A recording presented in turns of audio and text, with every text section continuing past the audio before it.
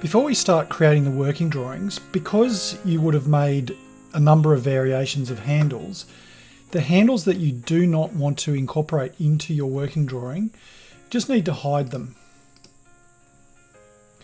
Once that's done, we just go to Design, Drawing, from Design,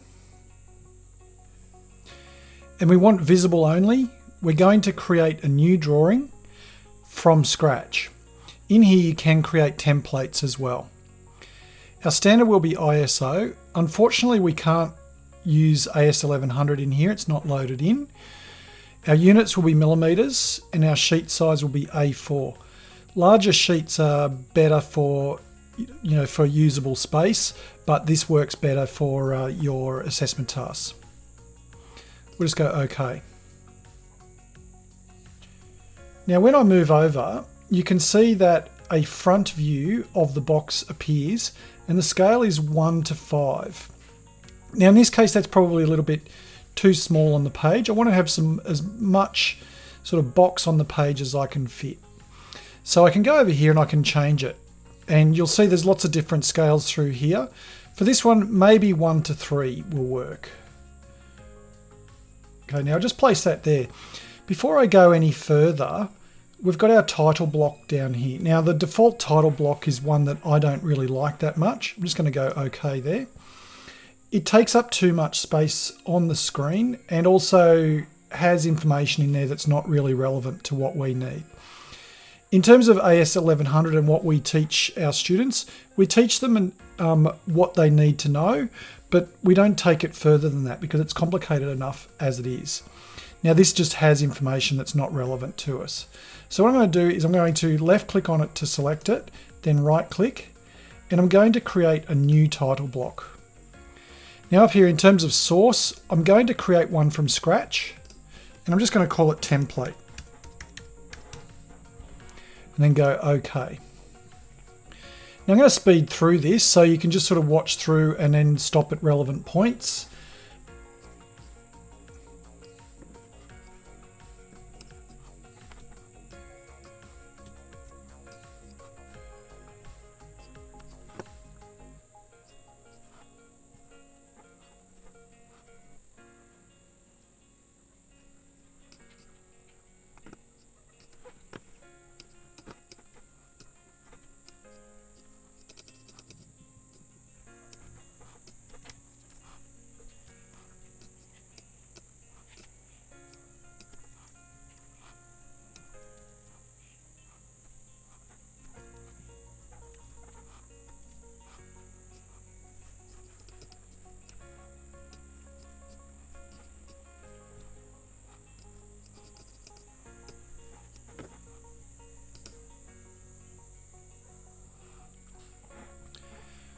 Okay, so now we've got to this point, we can finish off our title block by simply using the text tools. So again, I'll speed through it, but I will just show you how to set it all up. So we'll select our text, we'll come in really close, and I'll start down in this bottom corner here. And I like to select the opposite corners. Turn the caps lock on your computer because AS1100 wants everything in uppercase.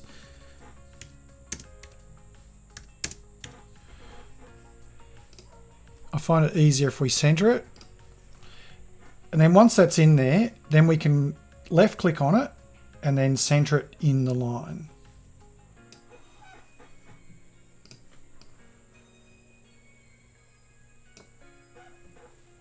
Okay, so the rest of this I'll now speed up.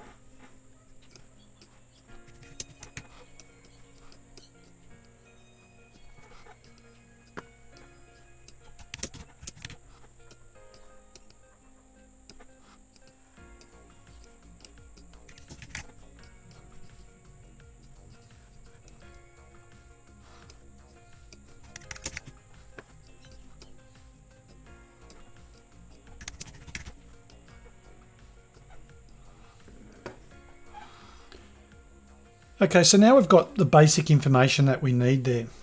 So let's go back to our box here.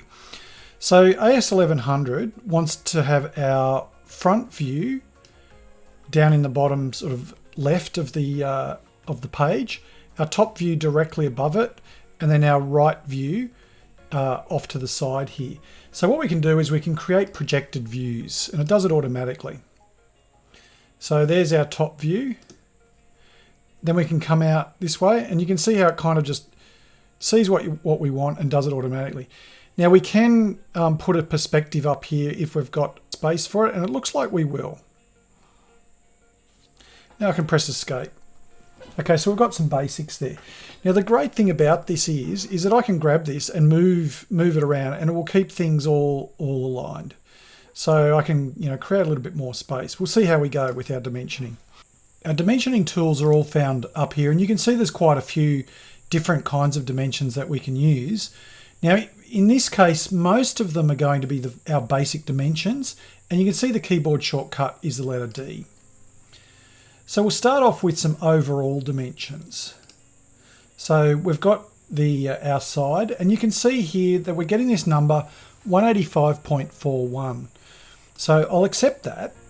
But what I want to do now, I'm just going to press escape, and I'm going to left double click on that, and I'm going to change my linear precision down to 0 and close, because that's the limit of precision that we require for this project. So we'll go again. So we want the length of the box, and you'll see that this kind of snaps, and what that's doing, it's giving me the same sort of dimensions of the leader lines, which is what we want. Another dimension down here, and that is snapping to the same location. Like I said before, when we're drawing in AS1100, we need to sort of put on enough information that would allow somebody else to draw, you know, to actually produce the box from the drawing. Now, at this stage, we're not quite there yet. In fact, I'm just going to press escape, and there's really not enough information on these on the screen here. So what I'm going to do, I'm just going to actually left click on this drawing down here, then right click and go edit view. And I'm going to go up here. I'm going to look at the different styles that I can have here. So let's have a look. And yeah, so this might give us just a little bit more information. Now, because this is the main view, it's actually changed it on these other views here. We've just got to ask ourselves the question, does this assist us or not? Now, in this case, yes, this is quite useful. And up here is also useful. This might be a little bit too much for us. So what we can do, I'm just going to press escape. I'm going to select this one, right click on it, edit view, and I'm going to pull this one back to, now there are some variations there, and we might want to change them later on, particularly when we add textures. But for that one, I might not want to show the hidden detail. So what else can we put on here for dimensions? Let's see if we can do it in such a way that will allow us to produce the entire box. Based on what I've already demonstrated to you, plus some additional exploration and research, produce what you can see on the screen here and ask yourself the question, could I make the box based on the information here on the screen?